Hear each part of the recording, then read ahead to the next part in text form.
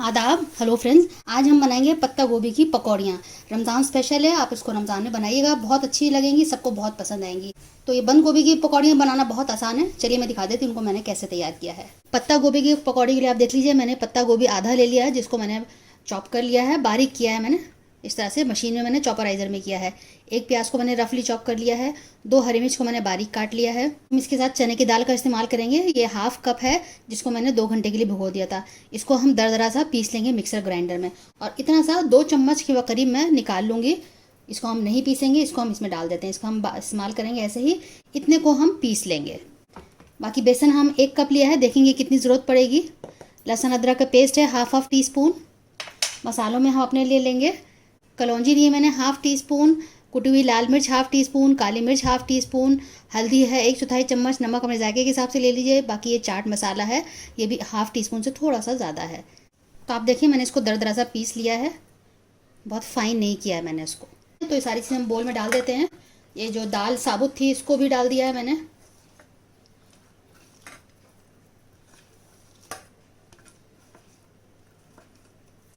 सारे मसाले डाल देते हैं। लहसुन अदरक का पेस्ट,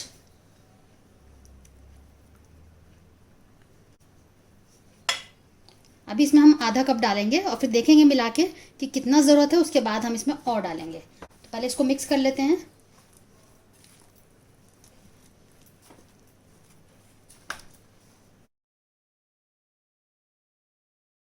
तो इसको हम हाथ से मिलाने की कोशिश करते हैं।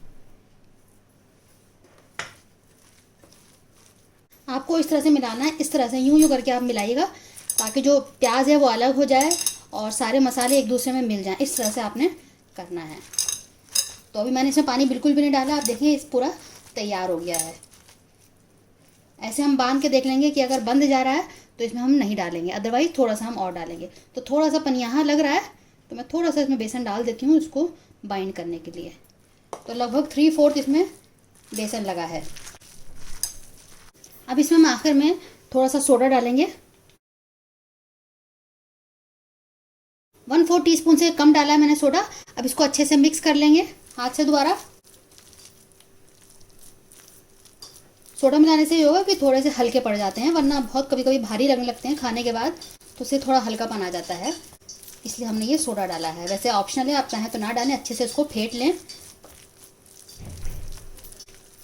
तो ये हमारा अब बैटर तैयार हो गया है गोभी की पकौड़ियों का। अब हम इसको तैयार कर लेते हैं। तेल गर्म हो गया है, इसको मैं सरसों के तेल में तैयार करूँगी। तो इस तरह से हाथ से पकौड़ियों को बना बना के हम डाल देंगे। इसमें कोई शेप नहीं बन पाएगी। फ्लेम अब मैंने लो कर दिया, पहले हाई रखा हुआ था। अब इनको हम कुछ छुएंगे नहीं, बिल्कुल इसको ऐसे ही रहने देंगे 2 मिनट, उसके बाद इसको हम पलटेंगे। अब 2 मिनट के बाद इसको हम पलट रही हूँ।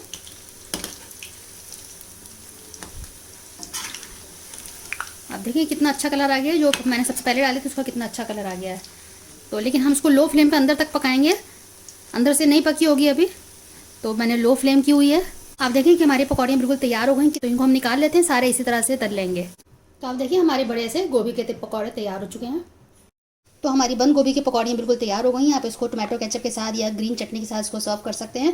वैसे अपने आप में कंप्लीट है, इसके साथ किसी भी चीज़ की जरूरत नहीं है, क्योंकि मैंने इसको इतना चटपटा तैयार किया है। तो बनाइएगा, फीडबैक जरूर दीजिएगा। अगर आपको पसंद आए तो अपने दोस्तों के साथ, अजीज़ों के साथ शेयर करें। अगर आप मेरे चैनल पर नए आए हैं तो आप मेरे चैनल को सब्सक्राइब कर सकते हैं। आपको मेरे चैनल पर रमज़ान से रिलेटेड काफ़ी रेसिपीज़ मिलेंगी, नॉन वेज, वेज पकौड़ियाँ, तरह तरह के डेजर्ट्स। तो आप मेरे चैनल को एक बार देख लीजिएगा, विजिट कर लीजिएगा और उन रेसिपीज़ को ट्राई ज़रूर करिएगा। फीडबैक देना हमें ना भूला करें आप। अगली बार मिलते हैं किसी नई रेसिपी के साथ। तब तक के लिए शुक्रिया। देखते रहिए शहलाज अख्तर खान।